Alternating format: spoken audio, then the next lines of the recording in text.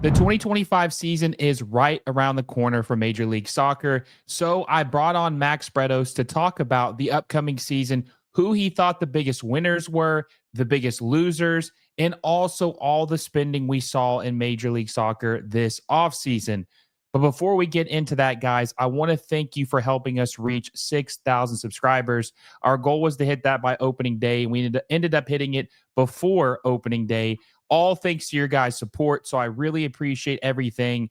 And here's to 10,000, the next goal. So make sure you like this video down below, subscribe to the channel, and hit the little bell notification so you never miss a video. Now, on to the video. We have a special guest today to kick off the 2025 MLS season. We have my friend Max Bretos joining us again. Max, it's been a little bit since we have done an episode together, but I couldn't think of a better time to have you back on right before we kick off the new season. How are you doing, my friend? How's life been treating you?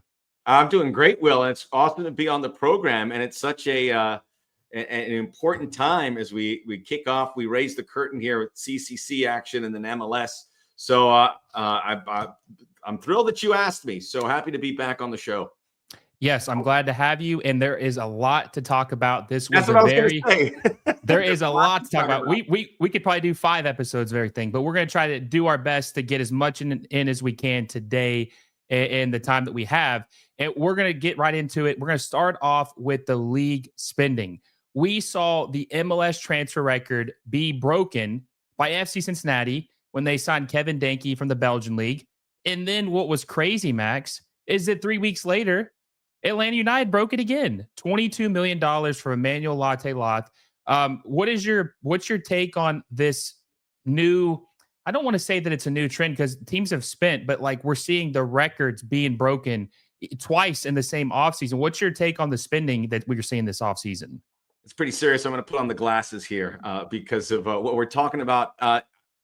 It was interesting because you saw the Kevin Danke transfer, and this was early on in the offseason. We're all very excited, and we thought that would stand for a bit, and then it got blown out of the water. And then I saw something on X saying that, the transfer record's been broken like 12, 14 times in the last just handful of years. So you based on that trajectory, you certainly imagine it will continue. But not every you want to see many clubs spend big. And I think we saw some different clubs do it last year, like the Galaxy. You want to see these clubs with ownerships with deep pockets in this salary cap league that can find ways to differentiate themselves. And certainly with the case of Atlanta, after making all those sales, we waited with bated breath to see who they would get. And they got very aggressive. And with regards to Atlanta, a friend of mine who loves the Premier League, we were talking about, he watches some MLS well, and he said, holy crap. If a Premier League, say middle of the table, say Everton, Crystal Palace, or even a little further up, if they had a winter market or even a summer market where they get a high level forward like Latte-Lot, who I always tell people, Morgan Rogers was there, him at Middlesbrough, and now he is a superstar at Aston Villa. Imagine Aston Villa signed Latte-Lot for that price tag or somewhere in there and got Miguel Almiron and got some other pieces along the way, which they did. Then, people would be talking about those moves. So this is really big time with regards to what they were able to do. I'm excited, and I know it's not going to be a blip on the radar because everything is in place it used to be a handful of teams, but when multiple teams from the top to the middle to the bottom are out there spending the way they are, then this tells you that this is a trend that is going to continue. There is this groundswell for MLS and these teams with ambition, because not only are they making these purchases, but we saw so many outgoing transfers as well. So that means everything is working like it should. Yes, MLS is a selling league, but there's still a lot of ambition and teams are going to be moving forward. So I was thrilled about it. I expect that to continue. And it's unique, Will, because we haven't seen 2 young players that if they were entering La Liga or the Premier League in Danke and Latte-Lot, we would wait with bated breath to see how they are. And these are the kind of players that MLS would never really be in competition for. High profile guys that have put up big numbers. coming to MLS. Maybe they would block that move, or maybe they would say they go somewhere else. They're both here, and they both seem very excited to be taking that next step in MLS. And it's because of what MLS has done business-wise. Yeah, and you brought up a good point about not only being an export of players, but importing other players really shows the health of the league. Where, like you said, people are not just wanting to leave; they're wanting to come here and try to prove themselves or maybe improve their stock. And we've seen that with several different players. Even there's a rumor about Santiago Rodriguez possibly going to Botafogo of Brazil for looks like a pretty hefty fee that hasn't been official. That's not official yet, but there's reports that that could happen. But when we talk about Emmanuel Latte-Lot and what he cost, Max, $22 million, potentially going as high as like 28 or 29, I think, with add-ons. Does that put a target on his back being the most expensive player in league history, that he has to perform at a certain level? And I'm not even saying like get 15 goals, but put himself in that maybe top 3, top 5 player in the league? It should, but I don't think it will. And when I looked at the price tag, at the time, and you covered it in detail, Atlanta was in the market for 2 or 3 strikers that with name recognition in the Premier League, and there was one in Portugal and Benfica whose name escapes me. But clearly Atlanta wanted this player, and they would pay the price, even though the other players I think were coming in the, I don't want to make it sound like it's a discount. It's like 16, 17 million, but still that sounds a lot better than 28 million. I mean, MLS teams have always been pretty commonsensical when it comes to the marketplace. But it tells me that this is a guy that Atlanta prioritized and they really wanted to get. And he should come in at that price tag and deliver. But I think it's also the case of Atlanta really wanting a player, and the fact that this time of the year, where a team like Middlesbrough could be, you can't blame them if they want to keep this player. They still want to push, even though it doesn't seem like it's going to happen, push for promotion next season, which has got an even bigger dollar sign attached. But that meant that Atlanta had to overpay, and they did, and they got their man. So I think that's the main story there. The good news is he's coming at the beginning of the season. I think handicapping these players when they come in the summer market, and this is also a testament to how things are changing. Normally, you would have to wait till the summer for Latte-Lot when the season is ended to get him. And now these clubs are FC Cincinnati and at least Atlanta United and a few others have gone out and gotten their guys. So I think that is the main story there. I hope it pans out. I'm confident it will, but I don't think we should be mounting too much pressure if we roll around in June and July and either Denke or Latte-Lot are, got 6, 7 goals. They certainly, I'm going to give them time. But maybe it's healthy in the league that people are criticizing them because they need to be scoring more. I wouldn't discourage people from doing that. Well, before I do want to expand on which teams you think improved the most this offseason, but you brought up a point that I think would be a transition as far as the teams usually having to wait into the summer to get their players because the team doesn't want to lose a key piece in the middle of their season. So I want to talk to you about the calendar. This has been a hot topic. It's very, very. It seems like it's pretty down the middle. People hate it. They love it. What is your take on the potential calendar change, putting us more on a European schedule for MLS? And do you think it will actually happen? The challenges of MLS, and we're seeing them firsthand with the CONCACAF Champions Cup, where a game was postponed in Kansas City because of the weather. And that seems to be the number one reason not to adjust the calendar, to keep things in the summer. I like games in the summer. I mean, if there were no games in the summer of MLS, I would be going through some withdrawal. And I get it. And if the games are going to get postponed, then you have a problem there because of the weather, because we have games in Canada.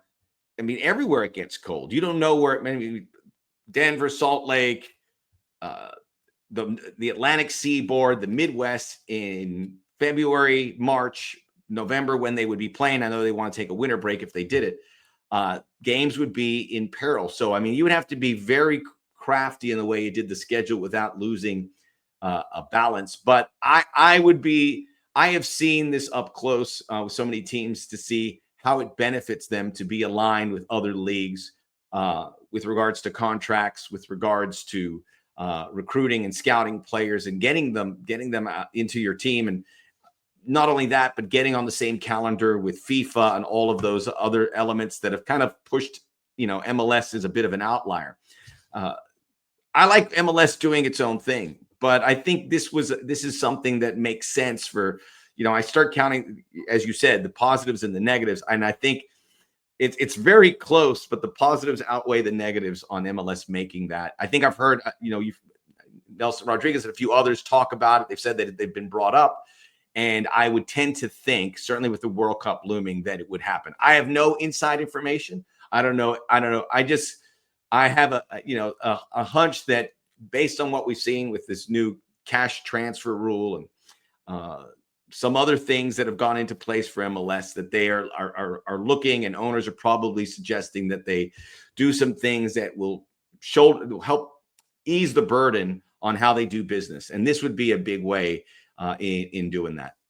Well, two things I'll hit on that real quick about why I think it is important, or why it could happen is, number one, like you said, 10 years ago, not feasible, not enough Southern teams, mostly Northern teams or just cold climate areas. And it's just really hard to plan around that. Now we have 30 teams, a lot of teams in the South, a couple other West Coast teams, warmer climates. It's a little bit more doable logistically because of the new teams we have. And number two, I think that the biggest reason why I want to happen, Max, is because I think that it's bad for the league when we're playing games during these tournaments, Copa America, Euros. And not only are we playing games where people's attention might be on the tournament rather than MLS, but also some of our key players are having to miss games because they're representing their country and they're not with their club. So, and there's been people say, well, hey, Will, you could just readjust the schedule and play these games later or earlier. But I don't really want to do that either, because, we don't want to congest a 9-month schedule into 6 months, because then you can have more injuries. There's just more fatigue. Maybe the quality goes down. When we have this schedule, yes, we won't have MLS in summer anymore. But hey, we got more vacation time, right? We get to go enjoy stuff with our family and do some stuff like that. Wait, you don't schedule like your holidays like I do, like December and January? I don't. No, I know you get a good deal, so maybe it'll hurt our wallets though, because we're not. I know we'll have to book with everybody else. Yes, yeah, we're not getting the winter discount anymore, but it will be beneficial because we will have our off season when these huge tournaments are going on, like you said, the World Cup, which is crucial. And I think that it's overall more beneficial to do it. And I'm glad that they're even open to the possibility, because I'll be honest with you, Max, there was a time where I thought that this was a far-fetched dream. This was never going to happen. But they've proven that they are listening to us. Yeah, I think MLS deserves a lot of credit. I think people wanted to accelerate these decisions. I give them the benefit of the doubt on why they took time to let it grow, because you look at the league now. And, I've covered this league from the beginning, and you didn't have winter markets like this. You didn't have so many competitive teams and so many great players and intriguing coaches coming to MLS. So whatever they have done, even though it may be at a slower pace, but I'm not faulting them for that, it's got to be a much better league. To your point about clearing up those dates so they don't conflict, I think that's probably top of the list of what the folks that are pro fall spring are thinking about. And that is why they want to do this, because they don't want games to be going on when no one's paying attention. And it makes a lot of sense. It's going to be tricky. And I understand, if you do have the Sun Belt teams and the teams in nicer climates, it's still going to be very challenging to, saddle them with 3 home games in February, March, and even it out. But there is a way. I think there's a way to massage it. And I, for one, would like to see it. I'm okay with the way it is, but to your point, the fact that it's being discussed and at a much more advanced stage from what we read, that it's pretty exciting to know that is something that's on the table. Yeah, and also too, I think you could be creative with the winter You're gonna have break. to be creative. Well, you could even be creative with a winter break, because we would probably see a 2-week, the last 2 weeks of December off, the whole month of January. They could potentially use that time to play Leagues Cup. They could do something creative where that is played in that slot where they're playing in the break in a hub city, or all southern cities, just to keep the players informed. I mean, there are a lot of things that they could do. And I'll be curious. I know that they're at the drawing board right now. They're probably have this scenario, all these different possibilities. And look, I will say this. I wouldn't even be surprised, Max, if they do change something. Like they go with the schedule we talked about and they go back to the drawing board and they try a couple things out and see what really works, right? Maybe they do try Leagues Cup in the winter. Maybe they try it in the summer leading up to the season. There's all kinds of possibilities. And I don't think anything is permanent in MLS. Well, and with Liga MX, that partnership, from what I understand, it's not going anywhere. So they can, move heaven and earth. And that probably makes it sound too big of a job than it is. But they can move things in a certain way to accommodate Leagues Cup whenever they like. They are going to be bedfellows. There's no doubt about it. And that makes it even more exciting because Liga MX is the same one that, kind of goes to a different schedule, but you're aligned with them. And then if you can make the best out of what it looks like, whether it's Leagues Cup, whether there's other competitions in the future. I think that is something that they would be encouraged to look at and still get the best of both worlds. You do what you can with Liga MX, and then you are able to move to spring, fall. But we'll see. I will add that, as Don Garber had pointed out, that they will take a break for the World Cup. But who knows what things look like between now and the summer of 2026. Yeah, and the last thing I'll say is regardless of how they implement this, there's going to be an awkward period. It's just going to happen. Either there's going to be a half season, a long dark period where a long dark period. Exactly, where me and you are going to have mini vacations, or we're going to have some monstrous, like deformed mid-season, little half season, whatever it may be. But it's going to be awkward because it's just going to have to be to adjust to a new schedule.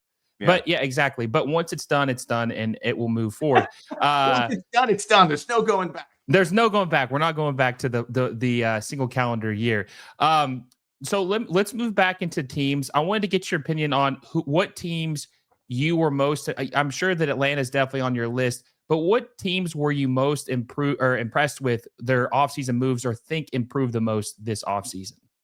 Well, Atlanta is number one, and I mean, during the winter market, we didn't really have them there, and then Almiron and Latte Lat happened, and I don't think you could only be cute to pick another team. I like what a lot of teams did in a small way, like Charlotte. I mean, Wilfred Zaha, Eric Williamson came along, but it's about Wilfred Zaha. Can he make a difference there and get the most out of Patrick Achimang and being a transitional player that could get those goals at Charlotte, could move from like 6th or 7th or 5th in the East where they finished to maybe a little higher and win a playoff series. I like that, but still they are they don't really they're still a very thin team. You got to be careful. If there's an injury, Charlotte will probably suffer. I'm a big quantity / quality. That's, covering LAFC. I like what they did where they brought in several guys. No one at the high level of what Atlanta did or Wilfred Zaha. Austin FC has to be up there as well when you talk about they rebuilt the front three, and they still have some issues defensively and everywhere else really. But with getting those 3 players, they're certainly going to be back in. Well, I shouldn't say certainly, but I would imagine they're back in the playoffs.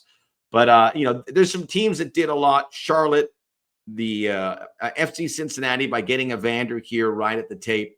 That keeps them at a high level. I think they're going to be excellent with him and Denke, much like we're going to see Almiron and Latte Lat. Minnesota got a couple players in midfield and defensively that I've seen a lot of people make predictions they have Minnesota high. They would be up there as well. So Seattle, we know they're not going to make big moves, transfer moves, so to speak, or guys from the exterior. They were able to get some players. I would say keep an eye on Pedro de la Vega. He's that type of player that you had a season under their belt. They're going to get a lot better. And San Jose, I know a lot of people, I'm not crazy about San Jose because there's a little bit of baggage with Joseph and Chicho. But if those guys can get them going, then maybe that ownership group sees an opportunity and adds more in the summertime. They got a lot of good MLS campaigners along the way. And it's wait and see for some of these other teams. Who else was I going to mention here? I think that's pretty thorough. Or Orlando getting some guys that with Facu Torres gone. Now it's Ortega. Who is it? Who am I forgetting there? The new guy that they brought in. No, the old number 10. Is it For you're talking about for Orlando City? City? Yeah, Facundo Argentine. Torres, right? Was he? Yeah, or not Facundo Torres? I know that they lost Nico Ladera. I know he's leaving. And then Facundo Torres, and I think they signed Pavlovic, but he's a winger. I'm gonna find out. I'm wrecking your show right now, but No, you're good. It's hard to keep up with 30 Ojeda. teams, right? I know. Yes. But Yeah. Ojeda, when they added Pasalic and Edward Atuesta, I like that too. I think they're gonna able to maintain the level that they had. But there's a lot, man. I mean, you lose fingers on your hands when you look at teams that had off season, teams in the middle. I mentioned I like quantity, and I don't think they're going to do well, but maybe it's for next year. FC Dallas, if you look at their incoming transfers, I mean, obviously Lucho Acosta is the big one. They had a lot of guys leave, but they added like 7, 8 guys. It's going to, at the very least, they're going to be interesting. But I think by season's end, they'll be a lot better. Well, okay. First of all, I want to mention Bruce Arena is baggage claims. He loves him some baggage, by the way. Just want to point that out. I actually think with the acquisition of Evander, that kind of puts Cincinnati very, very close with Atlanta, just because very, very comparable additions. But Evander's obviously younger than Almiron, but we'll see. But it's close. That is a very close. You know what, Will? Gives people hesitation is because it came from MLS. I think. Because if Vander came in from Midtjylland, like clean player, people would probably be a lot more excited, I think. But on the flip side, if we didn't have this new transfer system, Evander would probably be heading to Brazil or Mexico. So it's a weird time. We got to wrap our heads around that. But Evander should be looked as a $12, $15 million transfer, which he really is. And he knows how to play in MLS. He is very good. And I think that he didn't get the notoriety he deserved because of how there was some dysfunction with Portland and their little drama with him. I think fresh start, talent, we will see what he does. But Max, my hot take that I just put out today for this season is I actually am very high on FC Dallas. You're going to call me crazy. I had them finishing number 2. And the reason I say that, number 2 in the West, hear me out. Okay. This is why I think they will. I think the East has a lot more. It's going to be a bloodbath in the East. The East is very, very, very, very deep. Now, the West is also deep, but the quality between each team is a little bit closer. The bottom and the top is a lot closer than I think in the East. And I also think that Peter Musa is a very, very good striker who really didn't have the service he needed to elevate his play. You put in Lucho Acosta, who, look what he did to Cincinnati. He completely transformed the team from a double wooden spoon loser to MVP of the league, supporter shield winning. I mean, he helped Pat Noonan win Coach of the Year. He was incredible. He completely revitalized, not even revitalized, he helped build that team into a winner. And he has a striker like Peter Musa, who I think is probably a 20-plus goal-scoring striker in MLS with the right service. So I think Dallas is a team that could really turn some heads. And the good thing about Lucho Acosta is he knows this league. It's not a guy, we talk about Latte Lot and, we talk about all these other additions that have to come here and adjust the league. Acosta knows the league. He's 100%. dominated the league. So he's not going to have to adjust. The only thing he's going to have to adjust to is, hey, Peter, where you want the ball at? What's your run going to be? That's all. Which side you like it better on? And Eric Quill, I've done a little research on him. He seems like a no nonsense manager. A little bit different mentality and methods than what the previous regime was. People are high on him. They like him a lot. And look, I could be completely wrong, but I just think Lucho Acosta is just an X factor. And I think that he's really going to open things up. And you talk about that complimentary piece that you talked about, Zaha. All these pieces that Charlotte have, one guy unlocking it all can be the difference maker of being 4th or 5th to potential contender. And that's what I feel about FC Dallas. That's very convincing. And I have him pretty low just because I think it's going to take a while to get going, but I have him. I think I'm having him 11th in my West. And, that's a far distance from 2nd that you had him. But if I could change it just based on what you heard and what I've been hearing more about FC Dallas in the week since I gave my predictions, I would definitely put them higher. Probably right there on the playoff line. But as you said, the value of a player who knows how to succeed in MLS. We've seen it with Acosta in Dallas, Evander in Cincinnati, Chicho Arango at San Jose Earthquakes. These are exceptionally valuable, and coaches will tell you they don't want to risk spending 10, 12 million or 15 million on a player in case he doesn't blend into MLS or he's not comfortable here. They know Lucho Acosta is there, but I look at what they were able to do. The French defender, I can't pronounce his name, but they spent a nice chunk of change on him.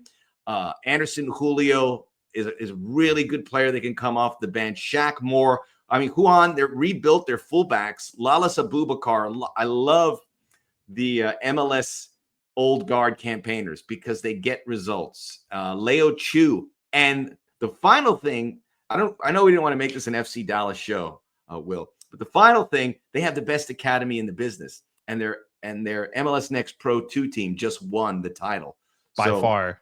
By some players will be coming through there and joining that. So I love what you said about Dallas, and I regret picking them as low as I did. Well, and I'll put one more thing, and then we'll move on to maybe some of the offseason teams that failed to improve, is you have to think they didn't have Alan Velasco last year because he was hurt. They didn't have Jesus Ferreira as much as they wanted because he was hurt. Paul Arriola has also been hurt. They've just been so plagued with injuries or inconsistencies when they have been on the pitch. Lucho Acosta, consistent or inconsistent, I think he's pretty dang consistent, honestly. I think he's good 95% of the time, but he's also mostly healthy. He doesn't miss a lot of games. Like if you look at his Cincinnati stint, he played most of the games he possibly could. Now he did have like one or two injury stints, but nothing too crazy, right? He didn't miss a season. So I think that if he stays healthy, it could be a difference maker. And I'm very excited to see what they do. Now, moving on to teams that you think failed to improve, who were some teams or the team that off the top of your mind that failed to improve in 2025? I think there's some teams that it's a work in progress, but when I look at Toronto FC, when you fail is a strong word, I don't want to use it, but I think when you look at them, I'd be really bummed out if I was a supporter, not only having to deal with the Insigne situation where they're trying to find clubs for him and he's not sure he wants to go. I don't blame him. If you're making that kind of money, you stay put and let everyone else do all the footwork. But Toronto FC, DC United, that just haven't really done a lot when everyone else has. I mean, Sporting Kansas City, I wanted to give them grief, but at least they made the Jovic move. Vancouver as well. These are the teams that if you don't make any moves, you're going to be left behind. So there's going to be 4 or 5 teams that are going to be like, be kicked around by the rest of the league. And it's those 4 I mentioned and a couple others. But that can all change. I mean, the next few days, Philadelphia just broke their transfer record. I would have said they've been disappointing, but then all of a sudden they gained some momentum. There's some clubs that didn't do a lot, but I know that they're going to change that. Chicago Fire did add some nice pieces, but with Greg Berhalter there, I am convinced, and Mansueto and a new stadium on the horizon, that they are going to get a little more active in the summertime. I think the same can be said for Columbus, who lost Cucho Hernandez pretty suddenly, and now I hope so. I really hope so, because we need them to be good for the league to be better. We need them to be good, but they can keep building from their next pro, and they can. Wilfred Nancy can find diamonds in the rough, but they need a star, and they struck gold with Cucho Hernandez. But I'm confident they will certainly do it. New York City FC, I expect them to get active, but if Santi Rodriguez move goes, that has to be at the top of the list of disappointment. But it's New York City FC, it's the City Group. So I would be stunned that if not at some point this next week or in the summer market, they don't go big with some moves here, especially with a new stadium coming where in 2027. So New York City FC of it all was disappointing because they're usually one of the clubs that will get somebody that gets everyone excited, but not here in 2025. We're perfectly aligned on this. I think that New York City FC has had the most disappointing offseason because, like you said, or so far, because they are going to sell their star player. James Sands went on loan and he got hurt, sadly, but they've lost a couple guys and are about to lose a couple guys, and they haven't really, I don't think they made a single signing or paid. I think there was a list that came out of like what the teams have spent in transfer fees this offseason, and they were at $0 this offseason. But I will be give them a little bit of a break, even like just to play devil's advocate. Maybe they thought, Max, that they did spend a lot of money last offseason with Mihajlovic and I think Julian Fernandez. was another player they spent a lot of money on. They spent some money on players.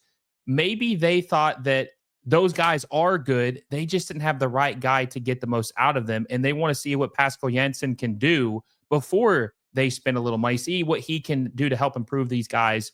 That's I guess the silver lining I can find out of it. Maybe I'm just crazy, but like you said, CFG's got deep pockets. If they get 17 million for Santi Rodriguez, I find it very hard to believe they wouldn't replace him or spend a decent fee on someone to come in there and take his spot.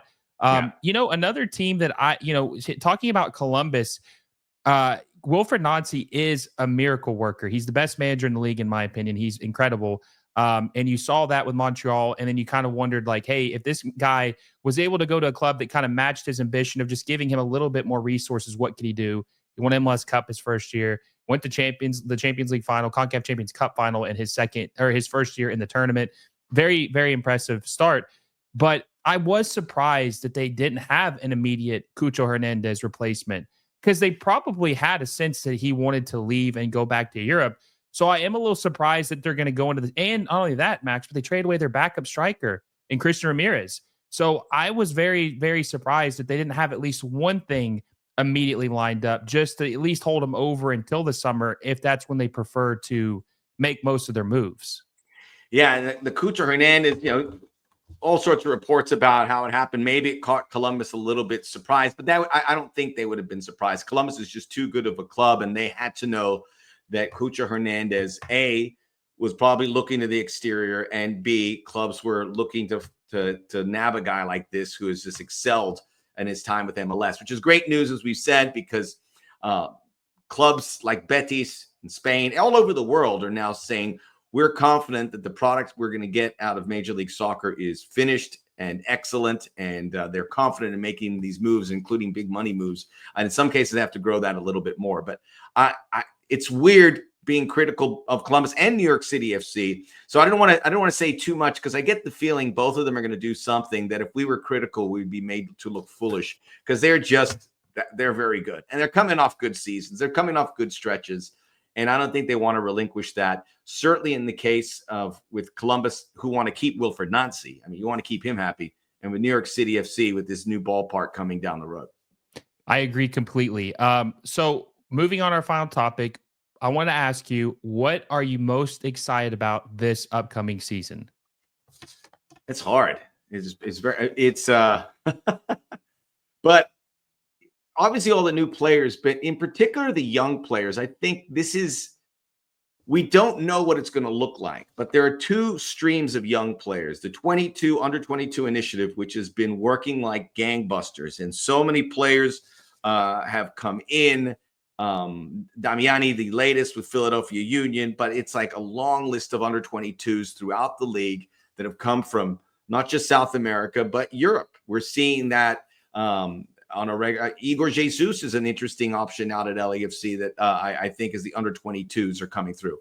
Then the under 22s that are here, Obed Vargas, David Martinez, these guys that have stayed and continue to grow that are going to make this league even better and fine tune them as players. And then what do we get out of Next Pro? What do we see out of this next generation? Does Kevin Sullivan get some games in MLS? So when I was asked this question before and I didn't know how to answer it, so when you asked me, I was ready for it. It's who are the young players that are going to come to the surface? Because they always say we're going to get that big superstar, Lionel Messi type. It might happen this year. It might happen. I don't know. But MLS is poised that a great young superstar is going to emerge. He may not stay here very long, but we have seen that the last 2 years, going back to Miguel Almiron, more recently with Diego Gomez and Facu Torres and I keep forgetting these names. God, I got to work on this.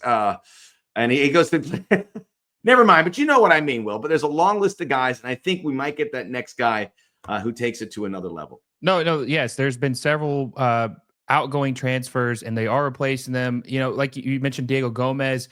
They brought in Talasco Segovia who's a young Venezuelan player who I think is going to be. I'm curious to see how he transitions for Inter Miami. I've heard he's a little bit of a different player than Gomez. He's not as box to box, but more of like attack minded midfielder. So I'll be curious to see how he plays. But what I'm most excited for, and this is kind of like, I wouldn't say it's cheating, but I'm excited about the Champions Cup. I want to see if we can win it again. We got 10 very good. This is I think this is our strongest collection of teams we've ever had out of the 10, because sometimes there'll be some teams that sneak in that you're like, well, they were okay last year, but I don't know if they're made out for it this year. I feel like this is a solid 10, Max. This is a very good 10. That's what I'm most excited for. I hope to God we can lift that trophy again. I'm tired of Liga MX fans throwing it in our face that, how many more they have than us. Well, we'll have to thank League's Cup because we got 10 teams. Liga MX has 6, but there's 6 really good teams. But I agree. It's not just the width, but the breadth of the MLS teams. And I get the feeling, and I've said this before, and I've had to eat my words, that not only an MLS team wins it, but there's a possibility of an all MLS final. I think that'd be nice. Can't lose, right? Win-win if that happens. Like I don't even care who wins. Take the pressure away. We don't have to sit there biting our nails. Yes, that would be nice. Hey, this is one more bonus question because I thought of this on when we were talking. You were talking about young players going out. Gabriel Peck, I think he's the best young player that's ever came to this league. I think he's going to break the record transfer fee when he eventually leaves. What do you think? Okay, so Almiron, I think, eventually sold for like $27 million. This is your guess. This is not any inside information. I just want to get your opinion. What would you sell Gabriel Peck for? What is your bottom dollar you'd be willing to sell him for? What did they get him for? Was it like 12 million? 12 yeah. Million? Oof. I would hate to get undersold. And remember, this is with Alphonso Davies. There's so many that 1 year after selling him for $5 million, he's worth $70 million. Jean Duran, we can't make that mistake again. And Gabriel Peck, he is my MVP pick if he's here this season. I think it really comes down to the competition of signings, which I think will come. There's been talk about Brazilian teams that are moving to the forefront. So maybe you hold off and then you have Philip Anschutz there. So you're not going to be worried about the financial repercussions. And maybe if he has another big season, which I am confident he will. I saw him at Coachella and he just ran through people. So I have all intentions that the ceiling is still high for him. And if he has anything close to that, and I think he's going to get a lot of games and a lot of goals, that maybe he can get to that 30 million. I think we'll split the difference and say 25 mil. But I agree with you. He is that good. And this could be just Brazilian players in general. We never used to get them ever because they were so valuable. Now we have him and a couple others, and we're doing business with the Brazilian league. So that's great news. Maybe it's not because Brazilian clubs and Argentine clubs have all this money, so maybe we don't get their players. But there's been a nice exchange both ways. But I hope we get more Gabriel Pecks. But we've never seen a player like this before, specifically a Brazilian player who was never. No, he's a cut above. Like this isn't a dig at Almiron. Like he's very good. But I think what made him valuable to Newcastle was his X factor quality of his speed and his dribbling. It feels like Peck doesn't really have deficiencies. He can score, he can dribble, he's got finesse. He just has it all. He has it all. Yeah, pace, strong. It's like a Julian Alvarez a little bit. When I see Julian Alvarez, I just see him going. I get a little Gabriel Peck, and that's one of the highest prospects. I'm not saying he's that level, but I'm also saying I don't think he's far behind, to be honest. I think that if the Galaxy sell him, I think he's going. This is my prediction. He is going to be the first player in MLS history to be sold for $30 million. 30. I mean, I'll remember where I heard it. I'll remember where I heard it. There's a premium, like I mean, if they come to MLS to get players cheap. If Gabriel Peck was playing in the Dutch league, 30 million would probably be the price without question. Or he might be going for 50. He might be going for 50 if he played for Ajax or PSV or Feyenoord. He I mean, especially, what was it? 16 goals, 18 assists his first season. And I agree with you. I think I haven't put my list out for my award predictions, but I think he's going to be much improved in 2025. And that's why I have the Galaxy at number 1, Max, because even with Puig out, I think that the load will be carried by him, Paintsel, this young U22 Brazilian striker they're potentially going to get. They will be fine. It's going to be an exciting season. I appreciate you for coming on, my friend. This has been a very fun episode. Before I let you go, where can the people follow you at? Class And act at MLS moves. yeah. Yeah, Always, class act. always. Do that. Check out the Soccer OG on YouTube. You can put up the Soccer OG, or it'll come up under my name, Max Bretos. I actually have my MLS preview up there. Will, when I get a little more tech savvy, I'd love to have you on there. But it's check me out there, and I'll be MLS season pass this weekend. We're excited for that. And it's upwards and onwards. Let's enjoy the league. Let's get ourselves a CONCACAF Champions Cup. Let's do it. Hey, 2025 season, 30th year as a league. Let's make it the best one yet. Appreciate you guys for tuning in. Make sure you give Max a follow. Check out his channel. There'll be a link in the description below. Until next time, guys, I will see you all soon.